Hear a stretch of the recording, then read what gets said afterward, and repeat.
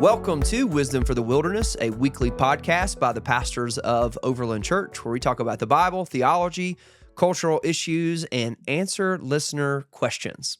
And today, we're going to talk about the marks of a healthy church.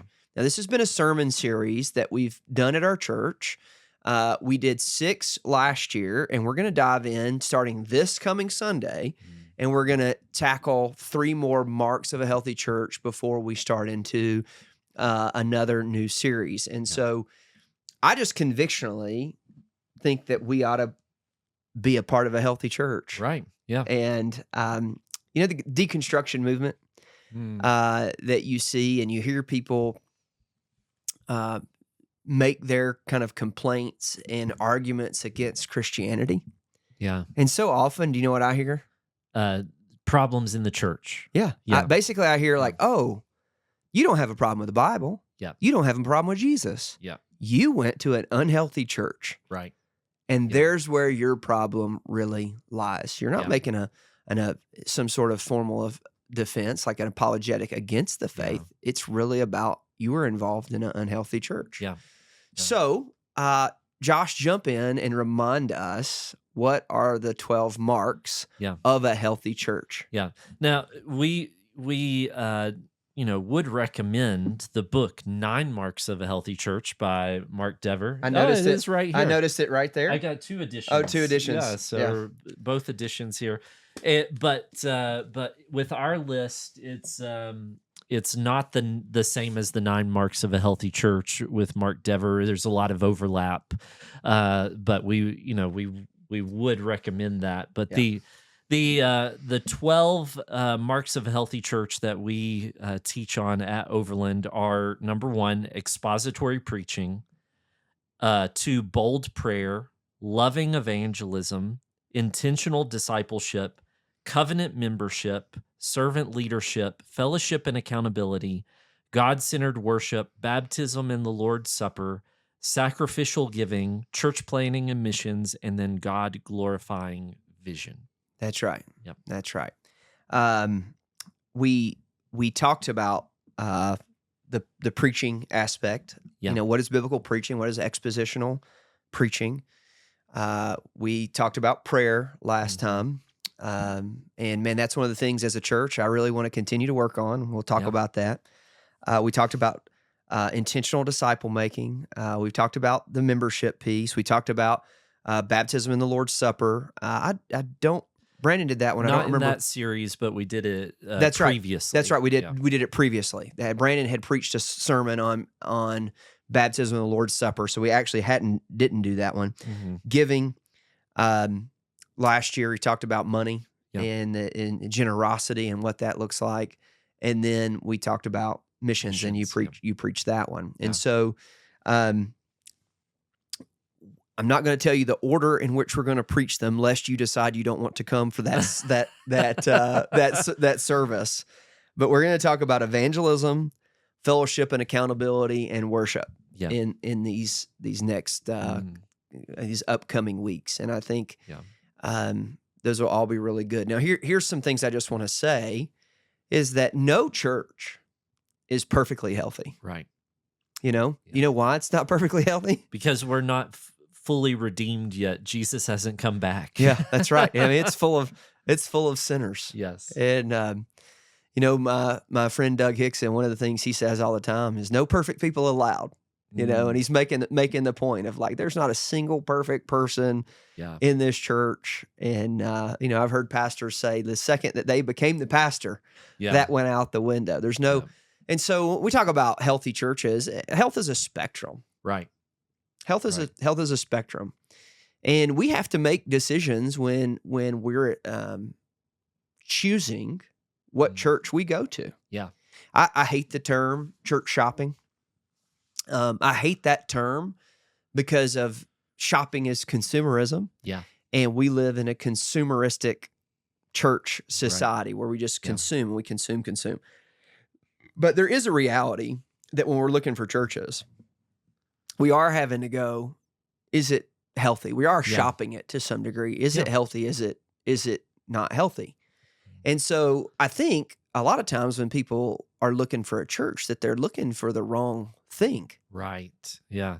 you know? Yeah. And the thing that a lot of churches present in terms of like their face to the community isn't necessarily the things that the Bible say ought to be the priorities for the church. And so, people want to go to a church because they have an exciting youth ministry, or they do these types of events, or they really like the pastor, the way he communicates, or that kind of thing. And so Yeah, or it's a that lot of superficial things right? in some Do ways. they have good air conditioner? It's Yeah. July. Man, we've added 2 new air conditioners. Yeah. We're adding Is some it easy to insulation. park? Right? Like parking is a deterrent. Yeah. They say that the average person, it's some crazy number. It's like within the first 30 seconds they're deciding if they'll come back or not. Mm, Well, what does that tell you? yeah. That is about the parking and being greeted. Yeah. And just several weeks ago, we were in Dallas and we attended 2 mega churches, very Mm. polished churches, and both had parking attendants. And me and the boys just laughed because we were like, "What's the training for these parking attendants looks Uh-huh. like?" Like they acted like it was the world's happiest place. Yeah. They're smiling and waving you in, and Yeah. apparently that really matters. And so maybe we need some parking attendants waving Yeah. people in. If you can't figure out where to park or how to park at our church, that's bad. But it's pretty simple. But maybe we need to create that job just to make people feel greeted. But Yeah. so it ends up being for a lot of people superficial things. Yeah. Yeah. And so of the superficial things, do they have good coffee? And we all know that we don't. I'm just kidding. We do. We have gourmet coffee. It's expensive. It's we do have fancy beans. I would like maybe some pour overs there, is upgraded a little bit. If you guys know me, I like Waffle House coffee or Farmer's Brother Diner coffee is good coffee to me. So I don't drink our coffee; it's too fancy. But you start asking those questions. I think the most dangerous one is something you said, and is like, do I like the pastor? Is the pastor funny? Yeah. Yeah. And so what ends up happening is kind of a cult of personality with churches. Yeah. And they're listening to the pastor and going, do I enjoy him? Yeah.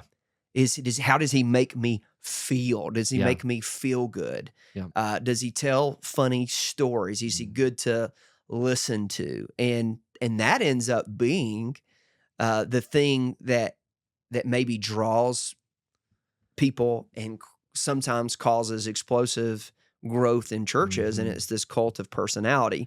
Right. And so of the things, I think it's the dangerous one. Yeah, I mean, we're not saying you ought to like your pastor.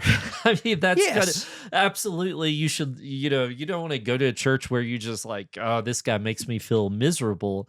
But it ought to be a deeper appreciation and respect for your pastor than just the surface level, like, his stage presence, his charisma. There's a lot of guys that get exposed that they're not the person behind the scenes that they were on the stage, and that causes a lot of people, like you said, ex-evangelicals, a lot of people to walk away from the faith just because everything was put into this one guy who had this big personality, and then it turns out he wasn't who he presented himself as, and then everything blows up, and your faith is obliterated, and you can't put yourself in that sort of situation. Right. That's right. So here would be when we talking about marks of a healthy church. And so one, we've got the biblical aim of the church. What's the real purpose of the church? Does it have a God glorifying vision? Yes. So ask yourself, is the person preaching seeking to glorify God, right, or glorify themselves? So that's like this kind of overarching question. And so then you answer that question, I think, within the first mark that we talked about, and that's expository preaching. Right. What are they preaching? Yeah. Are they preaching, I was talking to some college students, some high school seniors that are going to be freshmen in college about how to choose a Choose a church. church. Yeah. And every church says we're preaching the word, we preach the word, Yeah. or I shouldn't say every church, obviously not everyone, but every church that's seeking to be a evangelical Right. Bible church, they go, we preach the word. Well, how do you know if someone's preaching the word? Mm. And expository preaching is taking the text and explaining it. It's Yeah. making explanation of what is going on. Yeah. And so are they opening up the text and explaining it? Mhm. Are they doing it in context? Yeah. Expository preaching is looking at the passage in the context that it was written to, the Yeah. context and the meaning, or is it misapplying the scripture? Yeah. Yeah. We would not be against doing a thematic series. This is a thematic series. That's right. But Topical preaching is it's okay to pick a topic and preach on it. Yeah. But is it taking verses out of context? Yeah. Or is it using the verses that are actually talking about that topic to expositionally expose and explain Yeah.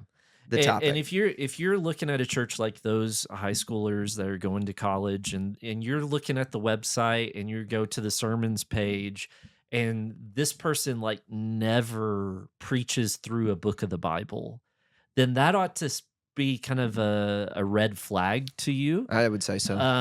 Is it possible that they are preaching biblical sermons and they just preach topical series? It's possible. Absolutely. But it's going to be a lot harder to filter through and evaluate that preaching when that's all they're doing. That's right. And we just have the conviction that the best way for the Lord to speak to his people is in the format that the Lord revealed himself to his people, which was in 66 books of the Bible. That's right. So we're not smarter than God, and so this is the format that he revealed himself in. So for the most part, the main diet of Overland is going to be taking a book and walking through what God said in that book. Right. And that is going to be the foundation of our church's health. Yes. It's going to be the heart of our church that's Yeah. pushing the blood elsewhere. When I preached this sermon last year, I really emphasized that the word is the creative factor that brings the church into existence. Right. That in the same way that God spoke creation into existence, he's speaking us into existence. And so expository preaching is simple. It like you said, it's just explaining, illustrating. You don't even have to do that's the optional part, really. Right. And explaining and applying the text to God's people. Right. And getting out of the way. And That's right. we want people to enjoy our sermons, but at the end of the day, I just want them to understand God's word. Right. I don't want them to say, "Hey, that was a great sermon." I want them to say, I understand Ephesians 5 better. Right. Yeah. Right. For us, like when we write our big truths, we try to make our big truths about God. We look at the text and go, what is this teaching us about God? Not what is this teaching us about man? Yeah. Now, some of our big ideas are going to be application. They're going to be man-driven. And sometimes text would require because if it's a man-centered, anthropocentric text, it may be a man-centered big truth. But we're trying to pull that main idea and showing you about God. So I would say that's like for us a huge piece of making sure our church is healthy. And if you're someone looking for a church,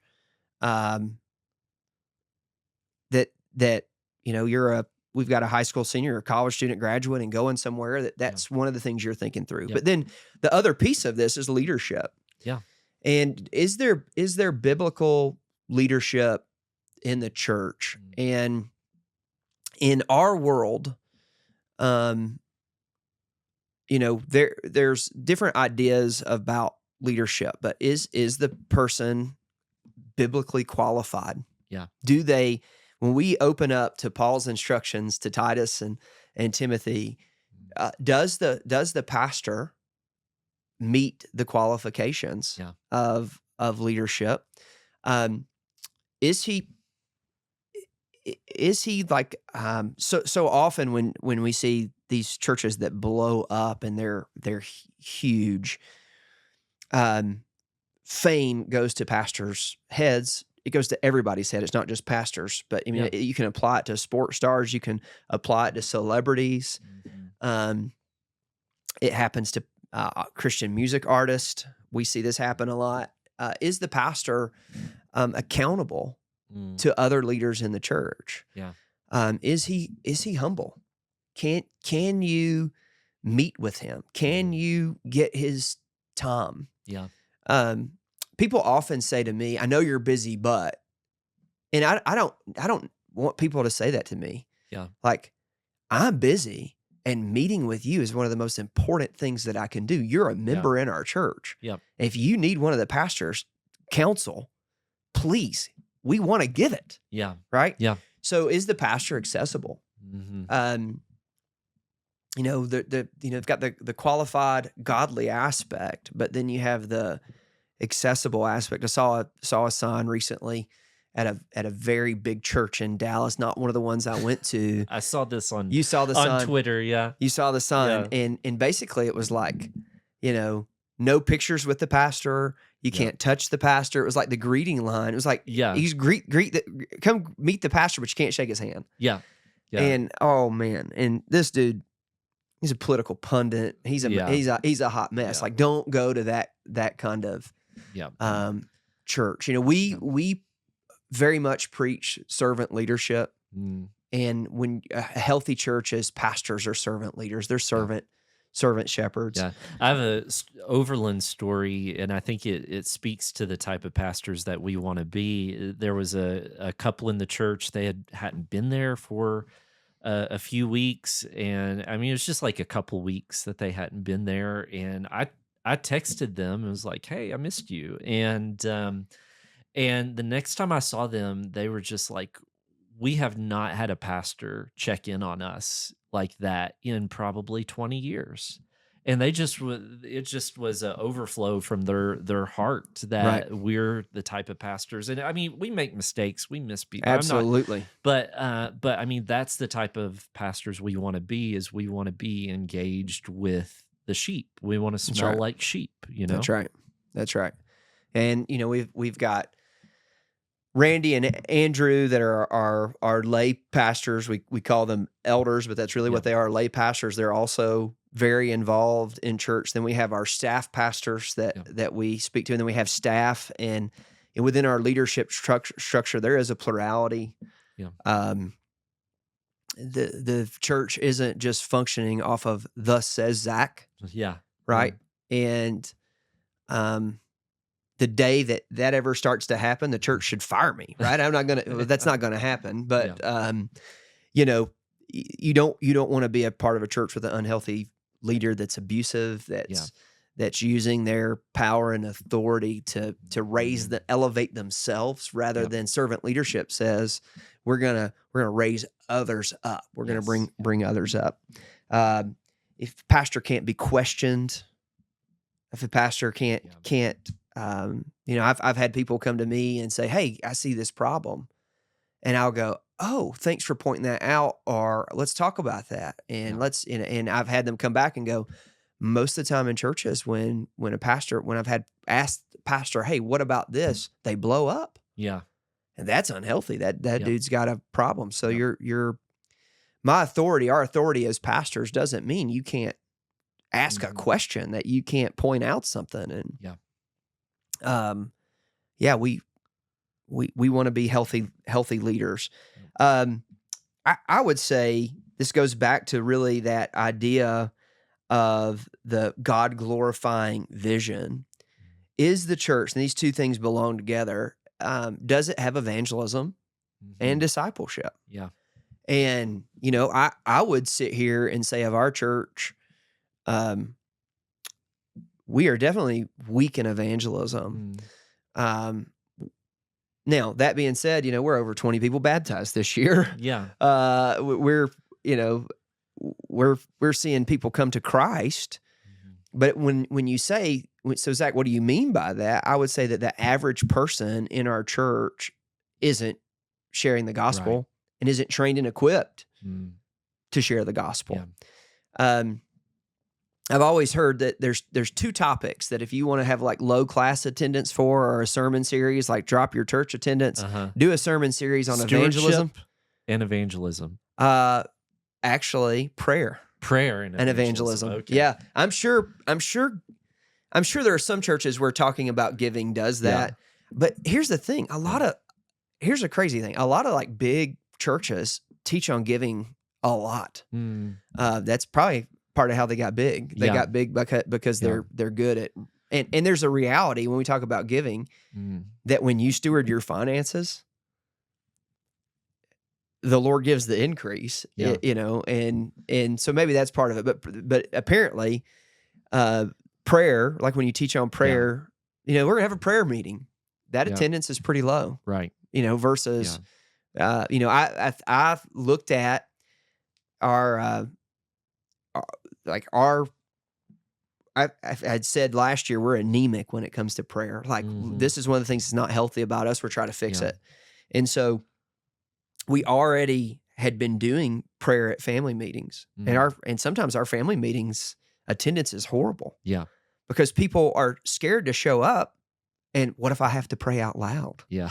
That's ridiculous. You're a Christian. We talk to God. Yeah. Right? Yeah. But to be clear, we've never done prayer at family meeting in such a way that somebody gets a spotlight put on them and is forced to pray out loud. Yeah. That's accurate. I mean, I might say something like, I might call on somebody that I know is very comfortable with praying, but I would never call on somebody that's not. And there's, in a circle. So we've started our 4 times a year, our prayer emphasis. And so we start off the year, praying for the new year and salvation. We've done it. We'll do it Passion Week, the week of Easter. Yeah, which we emphasize evangelism and the lost during that time. That's right. Right before the college semester starts back, the school semester, we'll that'll be our emphasis, and then the last one of the year will be missions. Yeah. Yep. And so, prayer's the thing we're doing. But they say evangelism, like anytime I've taught evangelism classes or I've advertised in servant leadership cohort, we're going to do evangelism. Guess what? People don't show up. Yeah. And so this is an area that I would say, like, you hear the gospel preached from the pulpit, but we have to do a better job preaching the gospel throughout our daily lives. Yeah. That is a spot where I still think we've got health to grow. We have a discipleship culture at our church. You want to make sure that a church, I think churches that just do evangelism and say, we'll reach them, they can leave here and somebody else teach them. Yeah. That's unhealthy. A church should be doing both. The Great Commission is about discipleship. The first step of discipleship is evangelism. But churches, the biblical aim is to make disciples. I would just like doing a little bit of a checkup on our church, say, if I have a young man come to me and say, hey, I want to be discipled, we have a very limited pool of people that we can say, that man will disciple you. It's not because we don't have people that are spiritually mature enough or know how to do it or have been trained to do it. It's because they don't have time to do it. Yep. Because they've not organized their life for it. And so, we actually had that exact situation in staff meeting a few months ago where somebody brought up this person wants to be discipled, and we went through like, well, this person, I mean, they could do it, but and I think the person that ended up volunteering to do it is someone who's already probably is doing too much already. Like somebody else needed to be there to shoulder that burden. So So, but healthy churches are doing it. They're making disciples. And so I wouldn't look at our church in this situation and say we're unhealthy here. I just say we still have some room to grow. Like we've been going to the gym and working this out. And this is and I would just tell you, of any church that I know of or have been a part of, we've got a great discipleship culture, and we've got the tools in place to do it. But man, this is very, very important. I would maybe speak to um, just quickly to membership of Mm, saying, you want to go to a church that expects something of its members. yeah, yeah. That there is it should cost you something to be a part of Mhm. following to follow Jesus. It should cost you a part of being um, belonging to a church. Yeah. Your time, treasure, talents. Yep. Yeah. Membership, when we do Exploring Overland, I emphasize that membership is not membership in a club. It's not, Sam's Club or Costco, or you pay your dues, you get these benefits.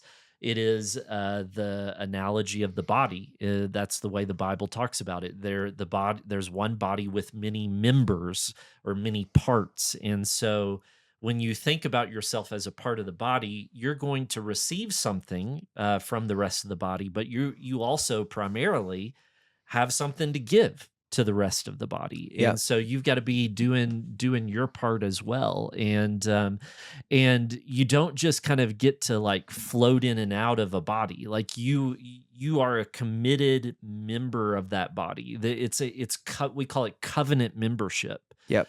because it's an intentional decision that I'm going to be held accountable to, and I'm going to contribute to this body. And so, if you're just a regular attender who's coming and going, like, you're not getting everything that God's designed for you to receive from the church until you say, I'm going to covenant with this body, and I'm going to make that commitment and fulfill my commitment to the body. Yeah. You can't just be casual about Right. it. It takes a formal commitment. Um, so membership is very important, and it leads into one of the things that we're going to talk about, and that's fellowship and accountability. Yeah. Kind of a word that will get included in this is community. Yeah. And you want a church, we say we don't to visitors every Sunday, you're not just welcome here, you're wanted here. Yeah. And we don't always live that out as a church, but at the very core of who we are, we believe that the church should be in fellowship with one another, that we Mhm. should live our lives together, and that there should be accountability and community. And I look forward to preaching that sermon. I actually already have some different notes, some different Yeah. things that I've been processing through. But here's one of the things that I'm going to tell you is that a lot of people, and this even goes back to last episode, who miss church, who haven't made a priority of being involved in church. By the time they're in desperate need of community, it's too late. Yeah. That's so true. You know, Yeah. by the time that you're realizing, hey, I need fellowship, Yeah. it's now hard to come in and create Yeah. fellowship. It's the old frog in boiling water Water. thing. It's just so gradual that by the time you're in trouble, it is too late. Yeah. And man, one of the things that just I love about our church is that our people love each other. There Yeah. is real fellowship and Yeah. accountability. You show up on Sunday morning, people are talking. Yes. And it's often like it's hard to get worship started Yeah. because people are talking to one Yeah. another. It's hard to drive people out of the lodge Mhm. when we're in a building that's too small for the number Right. of people that we have, and so Yeah. it's like one of our headaches. And Yeah. the turnover, because our people love each other, Yeah. and that's a very, very healthy and Yeah. and good thing. Yeah, and accountability speaks to church discipline, which is part of being a healthy church. And a lot of people misunderstand what it is meant by church discipline. But you said in a sermon recently, and I think it's absolutely right, there's no discipleship without discipline. That's right. And so when we enter into that covenant of membership, we are recognizing that the church has a level of authority over me, and not absolute cultish authority by No. any means, but the idea is, if Frank, leaves his wife and is not living the way that he's committed to live before the Lord, then we're not just going to let him do that. That's right. We love him enough to come and try to correct him. And if we can't correct him through the previous steps of Matthew 18, one person, then two or three people, then eventually we're going to try to correct him by removing him from membership. Right. And so You want to be in a church that is going to exercise that in a responsible way, Right. not in a legalistic way, but in a way that's going to say, we don't just let our members live however they want to live. We love them enough to have accountability to one another and expect that you're going to be living more and more like Christ. Yeah. And we do those first steps of church discipline quite often. Yeah. And most of the time there's repentance. Yeah. So it's a beautiful, beautiful thing. Yeah. One of the other things we'll talk about is worship. I'm we probably won't dive into that on this podcast. I look forward to talking about worship, but just briefly, you want a church that's worshiping the Lord and not some man-made idea or idol of what worship should be like. If I often say, if you can sing it to your girlfriend, sing it to your husband, it's not a sufficient worship song. If it's primarily about you. Worship should be biblical. We in Ephesians 5 we talked about psalms, hymns, and spiritual songs. So it's basically, I said in that sermon, the Bible put to music. Yeah. And really what it's doing is it's putting the Bible in me and shaping the way I think and the way I react and the way I feel by the very words of Scripture put to music. And it doesn't mean exact scriptural quotes, but the concepts, the language ought to be coming out of the Bible and put into music. Yeah, that's right. Then you've got baptism and the Lord's Supper. Yeah. We 100% want to make sure that we get those elements right. Yeah. And so you want a church that is biblical in those things and right mode of baptism, by immersion, the right order. Yeah. Man, I think even with evangelism and discipleship, one that's making sure a healthy church is making sure that the people they're baptizing are saved. Yeah.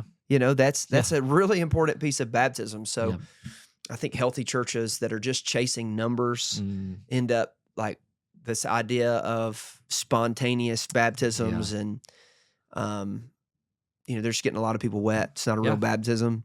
And then I think biblical Lord's Supper, again, those are very important. Jesus said, do it. Now we can argue that how often the frequency and that kind of thing. But I think it's a church that if you attend there. I remember one time I had a guy come up and say, he had been coming for a while, and he goes, "Do you do the Lord's Supper here?" And I was like, "Yes, but we haven't done it recently, and we should have." And at that point, I was kind of convicted to go, I've got to make sure we do it with more regularity than I was. Of course, that was early on as a church plant, and the issue was it was a manpower issue. Yeah. It was a manpower issue. And so we actually came up with some better ways to do it there. It doesn't take as much manpower. At the time, the way we were doing it was taking quite a bit of it didn't not quite a bit of manpower, but we were making our own unleavened bread. And we were that's a lot. Now we just have the saran wrap it's not single serve. It's not as good. We were pouring the juice in each one. So a church that teaches you stewardship and generosity is a healthy church. I think unhealthy churches manipulate giving on one end. Yeah. And I have been in some of those where they're twisting your arm and they're promising a return that they can't promise. It's unhealthy. And then it's unhealthy of churches that avoid it and don't talk about giving or don't teach you giving. And so, hey, shout out to all of our people who have gone to the 8 money milestones. I think 25 people in that class learning how to steward your money for God's glory. That's a really good thing. Missions in a church that has a right view of church planting and missions. And we emphasized in that sermon last year is the priority of evangelism and church planting in missions. And it doesn't mean that we don't include compassion ministries, but that a healthy church, I think, if you look at their missions program, it isn't just digging wells, and it isn't just orphan ministries, but that there is an emphasis on proclaiming the gospel and planting churches among the unreached around the world. Right. And so remember, in this series, healthy churches are made up of healthy churches make healthy disciples, and healthy disciples make healthy churches. And that's the cycle of health that we want to see. Right. And so I hope, my point today in talking about this on the podcast is kind of getting you to think through these things as we and get you ready to jump back in this sermon series. But also, I would just like to say to you, here's how you walk in wisdom, is be a part of making the church healthy. Yeah. We can sit here and you like, I had this happen after we had a family leave, and they used the marks of a healthy church against us and said, "Oh, the church isn't praying enough." And I'm going, well, you know what you could do is stay and make us a church that prays more. Yeah. Like that's the call and the invitation is to jump in where and take the challenge of when we're doing this health check and going, hey, we need to grow here, grow with us. Yeah. Jump in, be committed to it. Yeah. Amen. All right. Well, any closing words of wisdom today? Yeah. Look deep into churches. If you're going, we keep talking about, you're going to college, or you're leaving college and you're going to a new career somewhere. Look below the surface. I mean, that's kind of been what we've been hitting over and over and over again. Don't just, Google the biggest church in town or the place that seems to have a lot of things happening, but look below the surface, listen to sermons, evaluate them, because this is one of the most important choices of your life. I mean, who you marry, what career path you're going to follow, and what church you're going to invest your life in is absolutely important. And you don't want to make that lightly. You don't want to make it superficially. That's a great word. Here's what I'm going to say. Healthy disciples, when they choose to leave a church, they do it in a healthy way. Yeah. And they have a conversation with the pastor and with leadership, and they explain, hey, we're leaving because. Yeah. And or they've tried to fix it first. Like, I mean, if you're going to like, hey, I see this problem, let me be a part of the solution. So often our church culture in the U.S. is so conflict averse that people just slip out and they slip away, and that makes it a challenge for us to care for people and to wonder and to know. And so, and if it's an issue, then it doesn't come to our attention, and we can't fix it. We can't grow in health. Yeah, that's right. And so I'd rather you come and say, hey, here's an issue. And I would tell you this, you won't find a single person who's come to me to leave our church that has left in a way where I didn't say, hey, I won't Don't always let the door hit you on the way out. No, I definitely won't say that. I will say, listen, I knew I won't always be your pastor, but I'll always be your friend. Yeah. And our pastors, we love our people. Our Randy and Andrew, they love our people. We love you. And I would just say, I want you to leave in such a way that if you ever need to come back, you can. That's right. That's right. And I don't want there to be any shame in it. And I think there are right reasons. And this would be a great podcast episode of like, hey, what's the reasons to leave? What's the reasons to leave a church and how to leave a church? But healthy disciples, if it's time to leave an unhealthy church, and I think there are reasons, but you should leave in the right way. Yeah, and we're brothers and sisters in Christ, and we ought to be able to have that conversation in love and understanding, and it not be a huge deal. That's right. Yeah. Well, thank you so much for listening to this episode's on Marks of a Healthy Church, these 12 traits, and let's just seek to be a church that's healthy. Yeah. And thank you so much for listening today. As always, if you have any questions, you can email us at wisdom@overlandchurch.org.